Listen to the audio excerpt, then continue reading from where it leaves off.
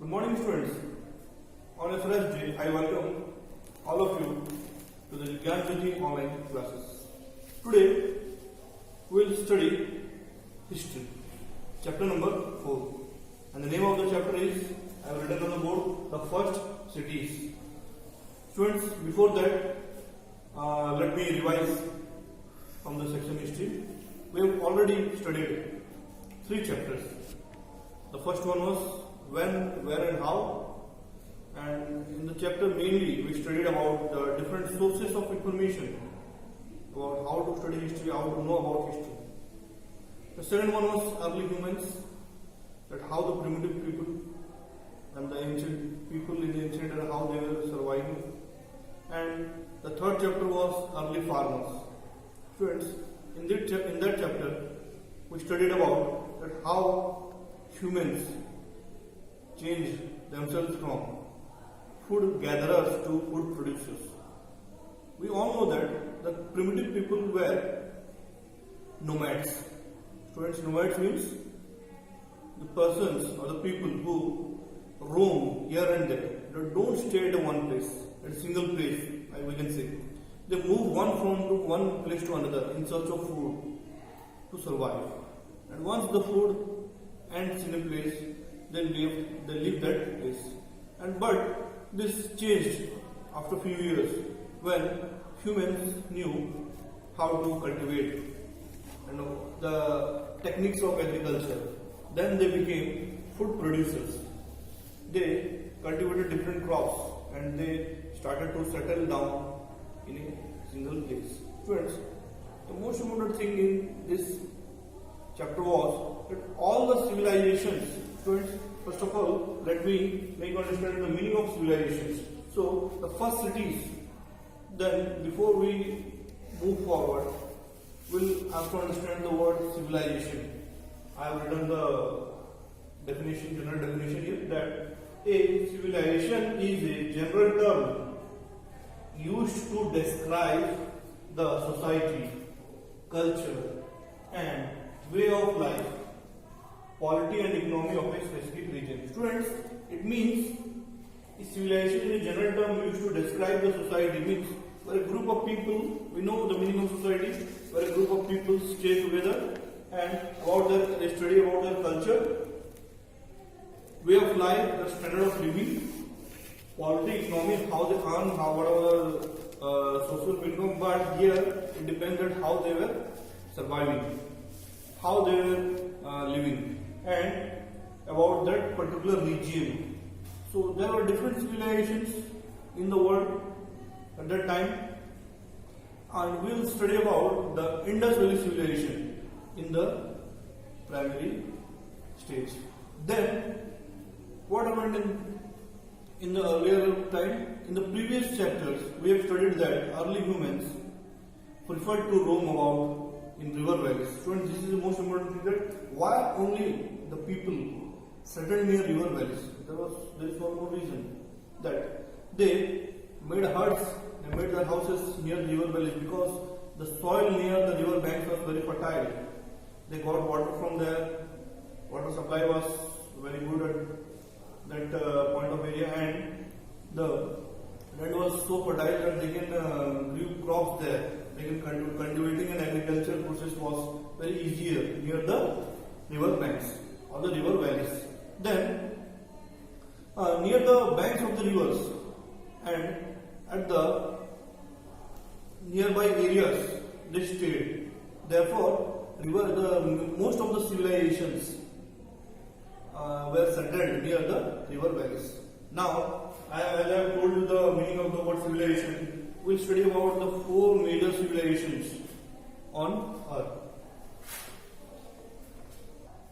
Students, when we study about different civilizations, that we all know that we were staying in near about the Indus Valley civilization. But what are the different types of civilizations which occurred at that era? The first one was the Mesopotamia civilization. Students, please look at the board very carefully. Mesopotamia civilizations on the banks of river Euphrates and Tigris. Students, as I have told you, most of the civilizations, or almost all civilizations, they settled near river valleys. The first one was Mesopotamic civilization on the river Euphrates and Tigris. Then next one of students, our own civilization, Indus Valley and Harappa. It's also known as Harappa, and this was near the Indus River. Okay, students. The next, Chinese civilization. Students, Chinese civilization was Huanghe and Yangtze River.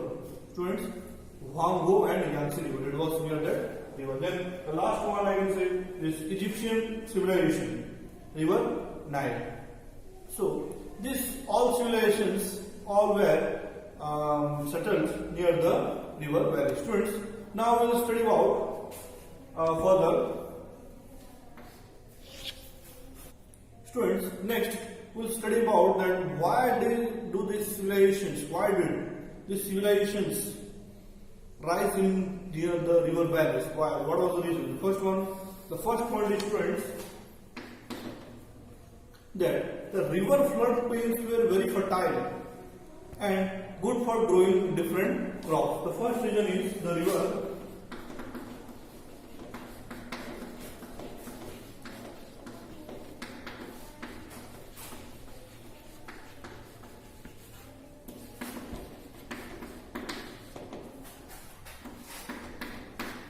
then students, we can know that it was very fertile and different types of crops were very easier to grow at that time. This meant that there was surplus grain which could be traded there.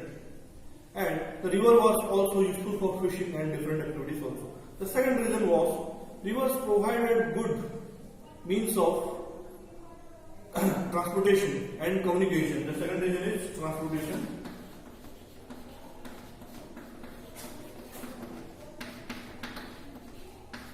and communication.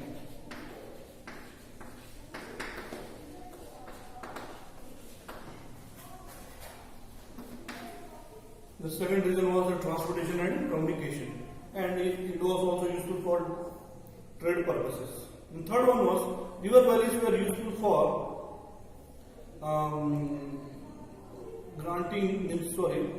grazing purposes because of the readily available pasture land. So due to the presence of water, so the greenery, the nearby fields and the forest were very green. So this was also a reason.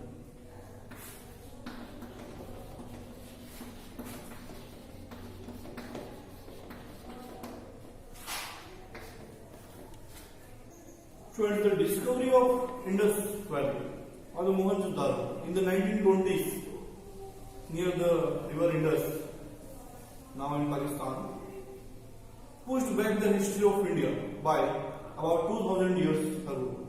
Both these cities and some other sites were found in the Indus River Valley.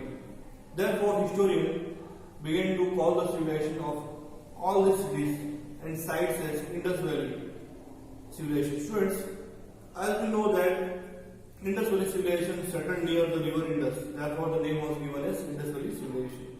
However, during the last 80 years, excavations at other places in northern and northwestern India led to the finding of major cities like Rakhigadi and Lothal, which were not situated in the Indus Valley.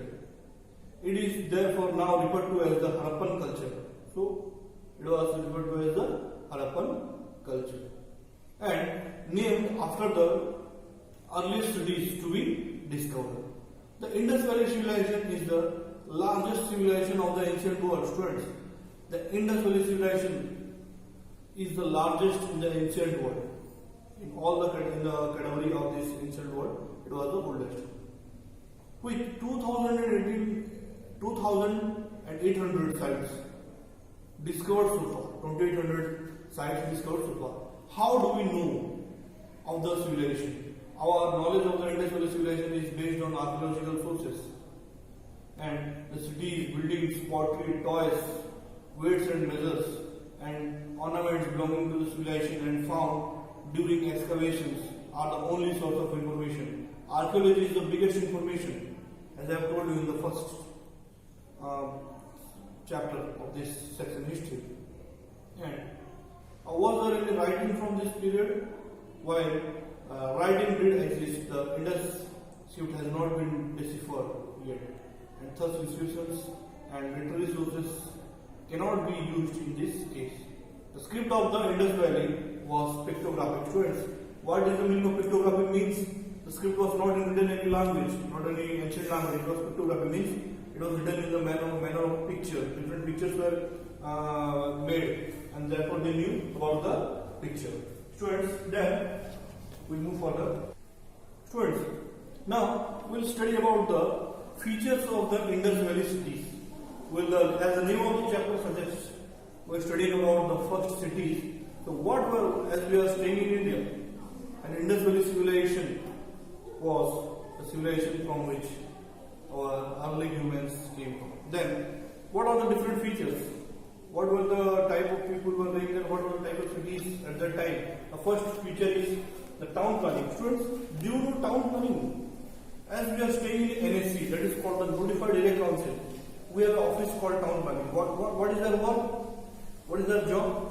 The job is to plan how the cities are to be designed, how the drainage system must be there, and what about the water facilities and different types of things. This is there. So, what was the town planning at that time? The excavations. Students, how do we know about it? After different excavations by the archaeologists, we knew all about it. Then, the excavations revealed that it was an urban civilization. Students, do you know the meaning of urban? The urban means the town area is known as urban, and the rural area means the village area, that is called rural. So, in the urban civilization, and the city planning was its most prominent feature. Means बहुत जरूरी, we can say, बहुत important feature.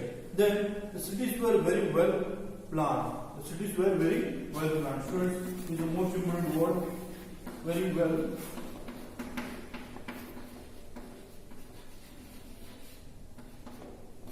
Students, have you ever been to Bhubaneswar, our state capital? Bhubaneswar is one of the most planned cities in India. And along with Chandigarh, these two cities are most well planned. They are the most planned cities of our country. Then, the main roads ran parallel to each other and were cut at right angles by the smaller streets, thus dividing the city into grids.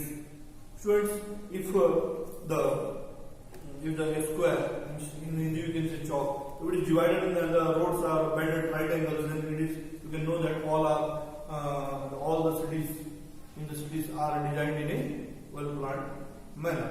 The main roads were very wide and were curved at the edges to allow bullock carts to go on them. Students, by studying this, we can know that the people at that era, they were very well informed about the architecture. So they designed the roads in such a way that apart from the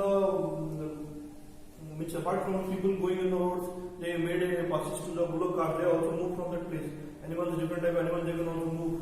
So this was the proof that the cities were well planned. Students, then the next feature was the bricks. Students, what are bricks? Bricks in Hindi means ita. So baked bricks. How do you know that how bricks are being made? They are baked and they are made up of mud, we know, mitti you can say, but they are baked and by fire.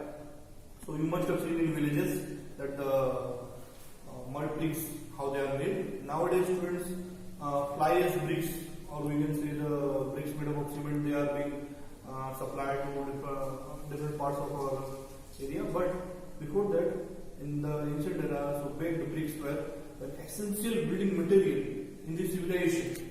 So how it was made? At the outskirts of the city, brick kilns have been found where bricks were made and baked. Students, in Hindi you can say ita bhutti.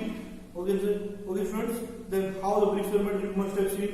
If you are staying in villages, you must have seen how the bricks are made. The mud bricks. Then they were used to build the walls, buildings, drains, wells, and roads.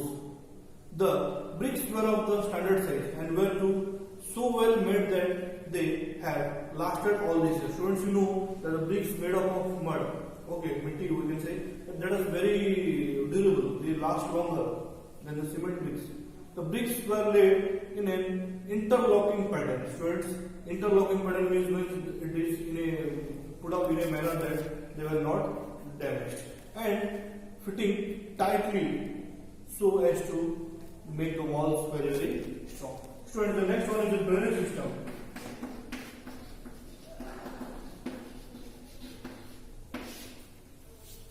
Students, what do you mean by drainage system? It means in Hindi we can say the nali, how they are made, how the wastewater of our houses or factories, they must go in a proper. We can't leave them on roads or somebody's houses. Therefore, the drains are made. So, in this different towns, different cities, the drainage system must be very tight and very clear. Otherwise, the drain water should come out and this will make a filthy place to live in. So, there was a very well planned drainage system in the cities of this civilization, and it indicates great attention to sanitation and cleanliness. Students, our toilets are being made and we have a pit for that toilet, and we have a different connected drains to the main drain of the cities where it goes, where the wastewater goes from one place to another place. If there is no drain, can we keep the drain water in the home? No. We must throw it out. The water from the kitchen and bathrooms, like our houses, and the houses would flow down through the different floors. I can say the floors and to the drains that led to the street. So the wastewater coming from the kitchens and bathrooms and toilets, they go through the drains. And these street drains to the street drains, our house drains to street drains, then these street drains ran alongside the street and the drains were covered. Students, it is a very good idea to cover the drains, otherwise if someone will fall on the drains, and what will happen? He or she will break his head or his legs and the hands. So they were covered. Now also in that era also they were covered and had regular spaced manholes. Students, why? Because unless and until you make manholes, how can a man enter inside it and clean? Nowadays there are some sweepers. So there are some scavengers who used to clean the drains. They have their duty to clean the drains. There must be somebody. We can't do that because we the people are not allowed to do that. But the people who are engaged in these activities, they clean the drains regularly. Nowadays, from that time also. So these drains were lined and made of bricks as well. So lined with bricks as well. Students, this was all about the drains. The first one studied about town planning, bricks, drain. Next one is the city.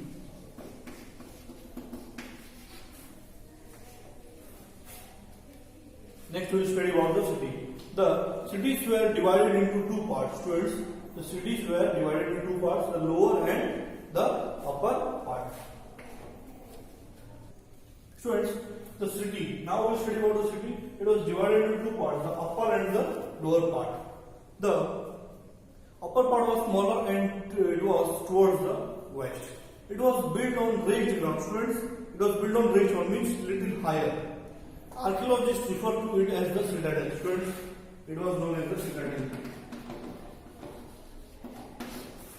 It was known as the citadel. The lower part was towards the east. The lower part was towards the east, and it was larger. As it was towards the west, it was smaller, but it is the opposite. The opposite one was a little bit larger, and it was towards the east. This sort of division in the city led archaeologists think that they may have been different classes of society. The upper part have been occupied by the important or upper class people. It is possible that these were the rulers. Students, it is quite common that the upper part where the remained, means they were referred to as the rulers. it is possible that these were the rulers. We know that the upper part may have been also been a site of religious activities at that time, and remains of some of the buildings where this suggested that the upper part was for the rulers and it was used for mainly the religious activities. Students, the upper part had certain large buildings and largest buildings in Mohenjo-daro and in Harappa. That is known as the granary. It was known as the granary. So students, what do you mean by granary? There were 2 rows of granaries. This is where surplus food grains, like nowadays we keep our food grains where in the godowns. If we have places in our home, then we keep it in one place or in one room. But at that time, there were big granaries that were made, and that was the larger grains or the surplus grains were kept there. Then, students, according to the historians, this is where surplus food grains were kept, and like wheat and barley. They were located very near to the river bank. Students, as they cultivated and they, after sowing, after cutting the crops, they were kept there. Near the granary, some circular brick platforms have also been found. In fact, some grains of wheat and barley have also been found in the gaps of these platforms, which make archaeologists believe that these platforms were used for threshing grains. You know, students, we use also to thresh grains. We just don't eat the grains coming out from the fields. They were threshing, they were processed in the rice mills nowadays. So they were used threshers for grains. Then, students, another important building in the citadel was a large rectangular tank with steps on the sides of leading down to it, and archaeologists call it the Great Bath.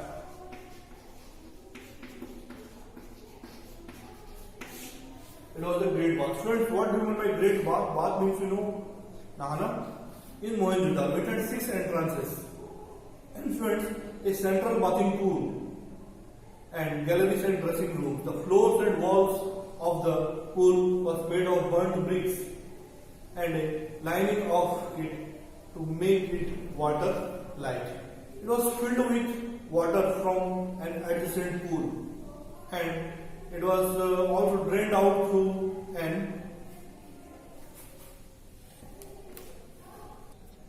then it was filled with fresh water from an adjacent pool, and the water was drained out through an outlet. Students, you can just imagine that how they were modernized, what was their architecture all about. The swimming pool, now we don't have swimming pools in our homes, but at that time they were so advanced that they made swimming pools, they made godowns, and it may have been used for common public bathing, presumably on religious occasions. Students, we know in villages we have ponds. You must have seen ponds. You are from villages, you must have seen ponds, and there are rivers, lakes where do you take bath. But this great bath was used for bathing purpose as public use on religious activities. Then, students, the lower town is where the houses were in grid pattern. As I have told you, the architecture was so advanced that houses were made in a grid pattern. Houses were built on both sides of the road. The houses formed are of different sizes. Some of them are 2-storied houses with stairs going up to the first floor, whereas others were just 2 rooms. There was a courtyard, students, in the middle, and the rooms were built around it. Some of the houses even had a well in the courtyard for regular water supply. All the houses had kitchens and bathrooms, which had the drains connected to the drains running along the street. Students, when we move further, students, now I have taken the book.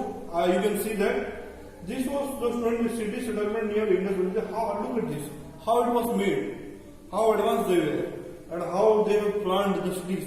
Students, then what was the drainage in the Indus Valley drainage system, how it was made, and what about the bricks cleans? Is that what you can say? How they are making bricks? Students, then please move on to page number H27. This was a granary.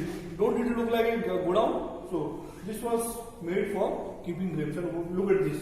The swimming pool, as I told earlier, that this was the swimming pool, and how they were watching here, and there was inlet outlet pipe. Okay. Then we will.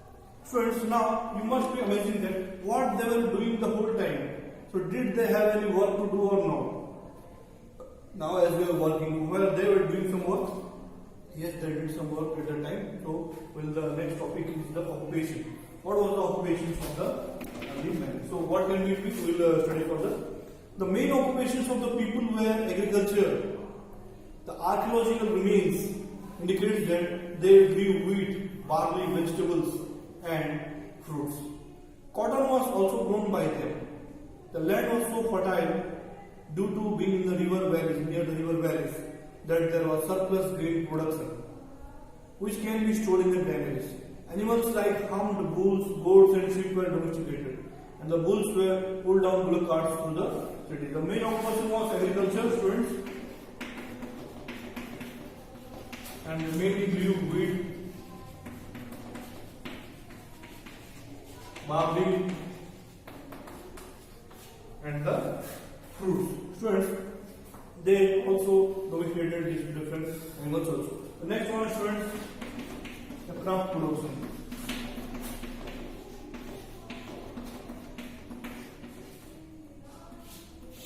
The next one was the craft production. That's how the crafts were made. So students, there are lots of objects found in early excavations from the cities that help us identify the occupations and peace and together life of the people.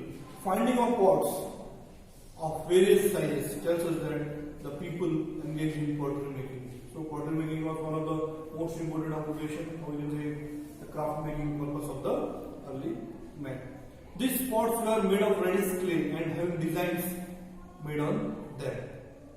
They are geometrical as well as tree and leaf designs drawn on pots. Besides this, some animal figures were also drawn on them. You can see in the figure, I will show it you in the later part. This shows that pottery making was a specialized occupation. Students, nowadays you will see different pots. They are now the technology has come. Modern world we are staying, but on that era also the people were very advanced and they were interested in pottery making. This suggests that spinning and weaving also. Okay, students, some clay spindles were also found there. So this suggested that spinning and weaving of cotton and wool were among the occupations. Large scale use of brick goes to show that brick making and masonry were also important occupations. People also knew how to use metals. They made gold and silver jewelries also of their own, copper utensils and bronze tools, weapons and sculptures. The dancing girl, the object found inside the ground by the archaeologists, shows that they also were very fond of this type of metal making. This again points to the fact that there would have been people who were specialized in certain specific crafts apart from pottery making. Students, the next one is seals. We can write that pottery making was one of the craft production.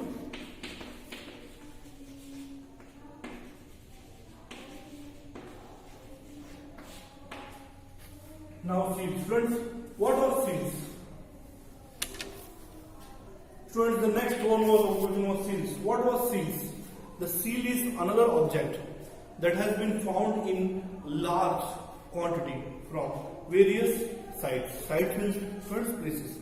The seals are square, flat tablets made of terracotta, metals and stalite, a kind of soapstone. The seals were engraved with script and figures of human and animals. Commonly depicted animals on seals were the hummed bull, a unicorn, rhinoceros and goat.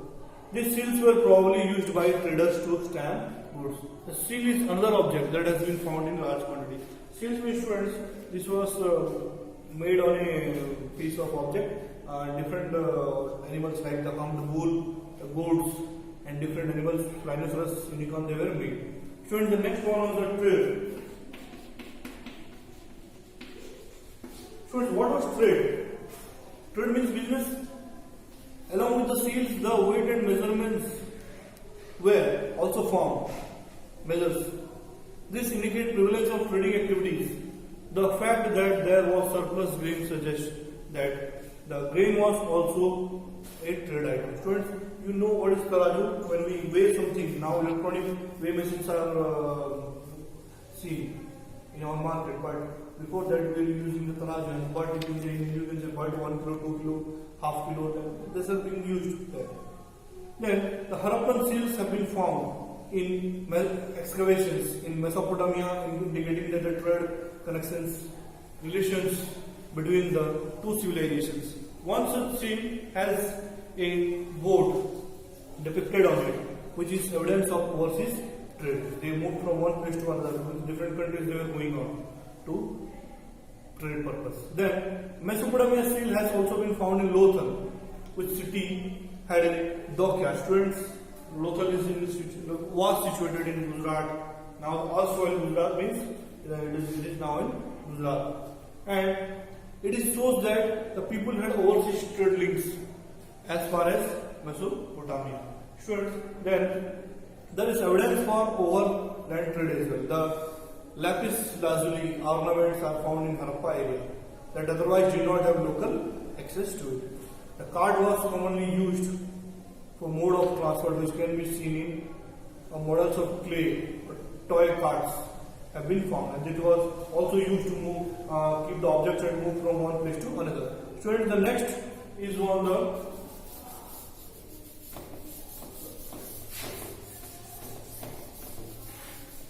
we'll study about the religion, how the people were following the religion.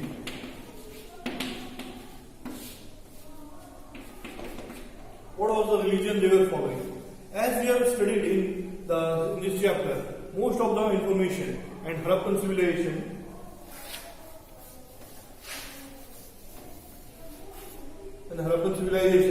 that the civilizations come from archaeological evidences. The archaeologists have found that the different types of objects inside the ground, and we can only guess at the religious beliefs since the script has not been deciphered, and it was pictographic. They have not been written. Clay figures of a female have been found. She is seated beside the figure of a male. The female is believed to be of mother goddesses, whereas the male figure may be possibly a god. God and goddesses. By excavating, they have found this type of objects, and by this we can analyze that. We can believe that they were worshipping God. So this was probably worshipped, and many smoke stains found on the seals. The people tree may have been of very religious significance. Nowadays also, students, we are worshipping the people tree. You may have seen villages and towns also, and it is considered sacred means holy by the people in our country. Yes, it's true. Now also we are binding some thread means in the trunk of the people tree. One of the seals found is of a man wearing a horned headdresses and surrounded by different animals. This is believed to be as the Shiva Pashupati. Okay, students, as a citadel of Kalibangan, this was one of the places which has been excavated, and the fire altars have been found, which may have been used for fire worship and performing sacrifices. So this was one of the major evidences. We can say that the people of that time, they were also religious, and they practiced some religious rituals also. Students, the last one, that declination, that why the Indus Valley civilization they declined. Now, students, now reading about the whole detail of the Indus Valley civilization, will now know that how it has declined and what were the reasons. So, students, let us move forward then.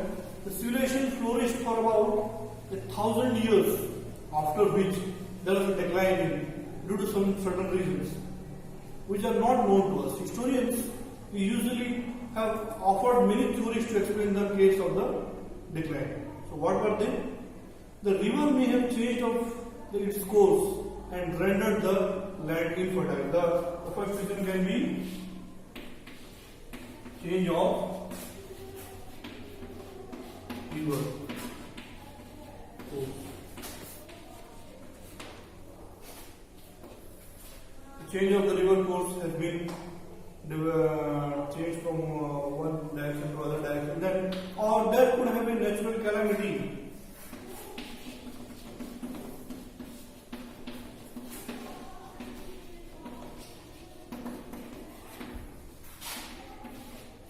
Students, the next one can be like epidemics. Natural calamity can be like epidemics. Now, as we can see that corona is a pandemic, so it is that may have some epidemic. Then, or this could have been invasions by foreign trade. Since there are presumptive theories, it is also possible that more than one of these reasons combined could have been the cause for the great civilization to decline. The next one is the foreign invasion.